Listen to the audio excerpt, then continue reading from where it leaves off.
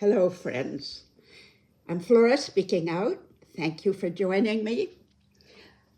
It was December 21st, 1937, 89 years ago, when my family, along with millions of other Americans, went to their local movie theater for a long-awaited event. Well, of course, going to the movie theater in the first place was always a big weekly event. They had only, of course, back then, these enormous movie theaters showing just one movie in the whole building with, looked like palaces, carpeted floors, velvet curtains, chandeliers, gold sconces, for large gilt-framed mirrors, elegant powder rooms. We always call them powder rooms. So that was thrill enough, and especially in the Christmas season. But the big event was Walt Disney's first full animation film in Technicolor, Snow White and the Seven Dwarfs. It was intoxicating, both for adults as well as children. It was for everybody. In the first place, to see in color, nearly everything was black and white except the short cartoons. And we just sat there and drank it in. Certainly I did. I was 9 years old and drank everything in. And I think what I loved the most about the movie was that mystical white castle at the very end when the prince triumphantly carries Snow White and his snow white horse up this long, steep mountain path to a white, gleaming castle with tall, pointed towers and turrets. That's an image I carried with me. And it wasn't until 18 years later, 1955, that we actually visited that castle. In Bavaria, Germany. It was built at least they began the building in 1864. No, let me think of it. 1864, somewhere in the 60s. It was built by King Ludwig II, who came to the throne at 18 years old. It was almost like a Gothic novel, his life. 18 years old, inherited the throne. He was impossibly handsome, romantic looking, dark curly hair, dark flashing eyes. He loved poetry. He passionately loved music, particularly the Wagner operas. We can thank Ludwig II for really sponsoring Wagner, putting him on the map. And above all his dreams of grandeur, he was going to build the greatest, most beautiful palaces and castles in the world. Well, now the tragedy began to unfold. He was woefully unfit for his job. His father had been stern and loving and rigid, and little Ludwig was, on the one hand, luxuriously housed and fed as heir to the throne, but at the same time, rigid, punishing discipline given him.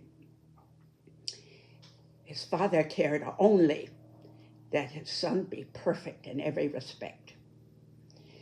So it was not that Ludwig didn't like being king, at least the image of being king. He wanted to be an absolutist divine right king, above the nitty-gritty of daily responsibilities of actual ruling.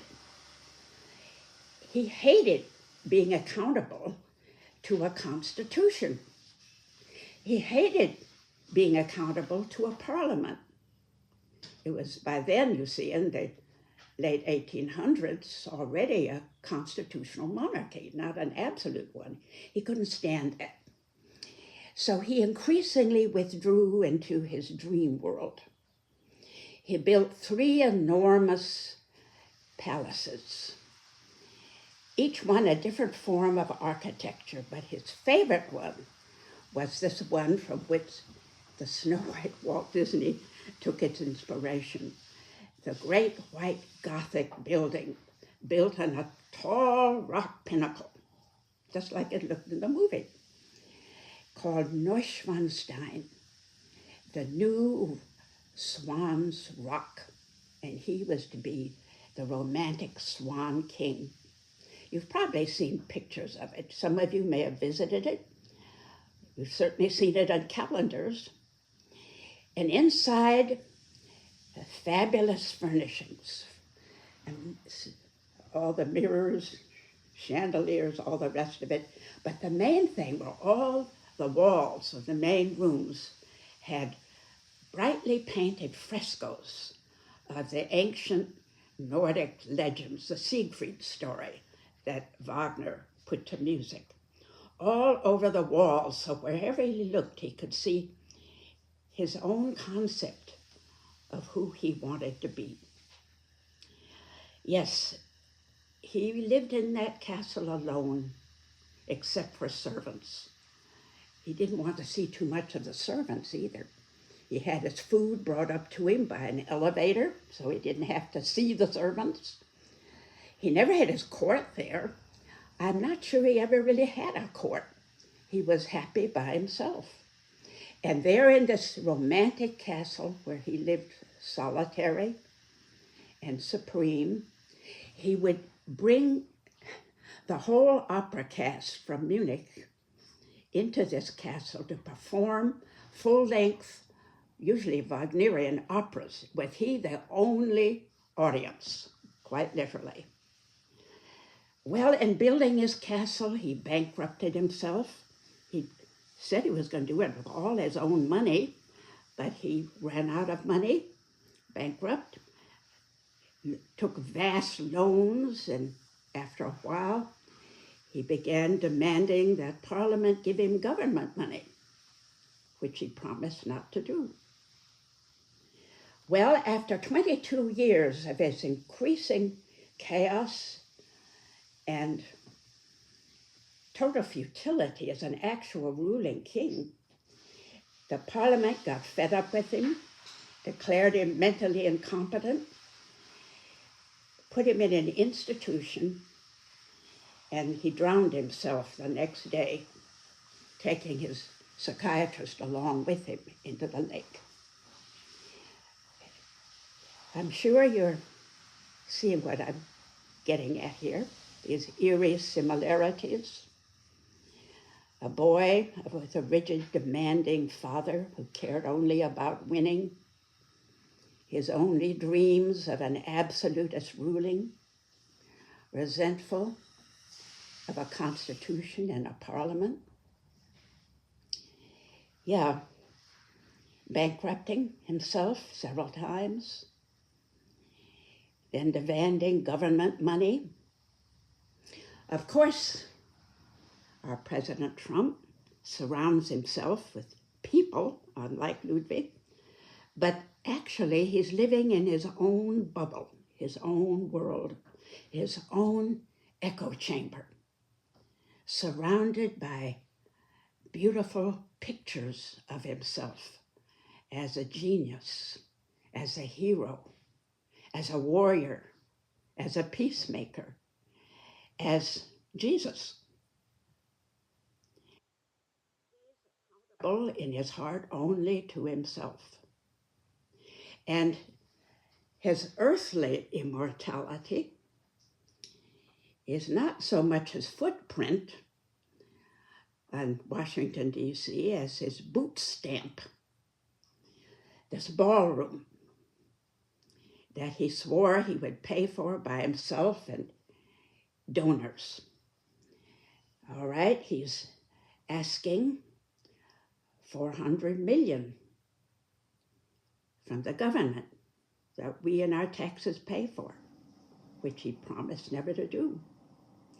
Last week, one of my responders, identified as Sweetface, pointed out something that I'd completely forgotten. sort of registered, flew off. I don't know where it went. I had not remembered his projected Garden of Heroes. It's worth reading at length what my responders has to say about that.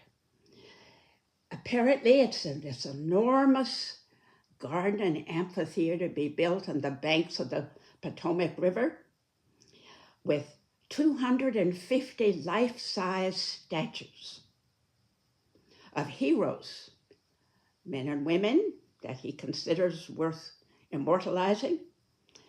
Each of those statues, by the way, is going to cost $200,000. And the interesting point, it can only be American artists. We don't want any of those European artists elbowing their way in, just Americans. I hadn't realized that Congress already had promised $40 million for this project way back last year in this big, beautiful bill that Congress passed. And of course, $40 million won't even begin to cover the cost of this Garden of Heroes. It'll be many times more if it goes through. This from a president whose chosen war is costing us $2 billion a day. You may have read in the news, as I did, that the United Nations has reported that that amount of money, $2 billion a day, could have saved about 87 million lives from starving or dying of disease around the world. Perhaps the eeriest manifestation of our president's echo chamber, you may have heard about it. I actually heard it a few days ago, I think it was. For 1 solid hour, the White House repeated the word winning. They took it off of one of Trump's speeches, recorded his mouth saying winning. And for a solid hour, all we could hear was the word winning, as rapidly said as more rapid than machine gun fire. I heard it myself. Winning, winning, winning, winning. It was incredible.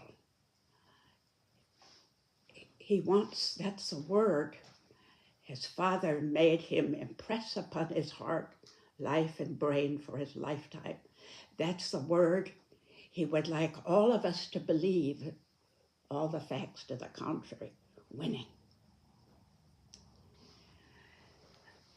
You know, our Congress is not as wise as that Parliament of Ludwig 140 years ago. I wonder if it will get that wise in the next 2.5 years. We've had some rather serious setbacks recently, haven't we, in the whole redistricting question.